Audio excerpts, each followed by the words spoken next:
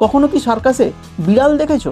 হাতি, ঘোড়া, বাঘ এরা তোমার কথা শুনবে, এমনকি সিংহ। কিন্তু বিড়ালকে অর্ডার করা আর একে কন্ট্রোল করা খুবই ডিফিকাল্ট। কোল্ড ওয়ারের সময় আমেরিকার সেন্ট্রাল ইন্টেলিজেন্স এজেন্সি অর্থাৎ সিআইএ খুব সমস্যায় ছিল। ওরা খুঁজছিল শত্রুদের নতুন উপায়ে স্পাই করার পদ্ধতি। Wireless mic, double agent, hidden mic সবই ওরা ইউজ করেছিল। তারপর হঠাৎই ভাবে যদি একটা বিড়ালকে স্পাই হিসেবে ইউজ করা যায়। তারপরই শুরু হলো অ্যাকোয়াস্টিক ইটি প্রজেক্ট, সিআইএর $20 মিলিয়ন একটা অ্যাম্বিশাস প্রজেক্ট, যেখানে একটা পোষ্য বিড়ালকে সিকিউরিটি এজেন্ট বানানোর চেষ্টা করা হয়েছিল। ভেটেরিনারি সার্জন দিয়ে বিড়ালের কানে একটা মাইক্রোফোন ইমপ্ল্যান্ট করা হয়।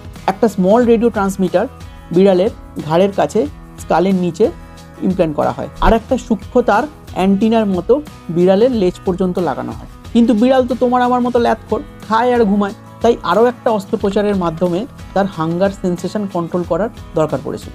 যাই হোক, এত কিছুর পর রিয়েল মিশন এলো। ওয়াশিংটন ডিসির কাছে সোভিয়েত এম্বাসির দুজন ব্যক্তির কথোপকথন শোনা একটা পার্কের কাছে। কিন্তু বিড়াল কি আর কথা শোনে? সে প্রথমেই পার্কের দিকে না গিয়ে রাস্তার দিকে চলে যায়। আর দুর্ভাগ্যজনকভাবে একটা ট্যাক্সি তাকে সাথে সাথেই চাপা দিয়ে চলে যায়।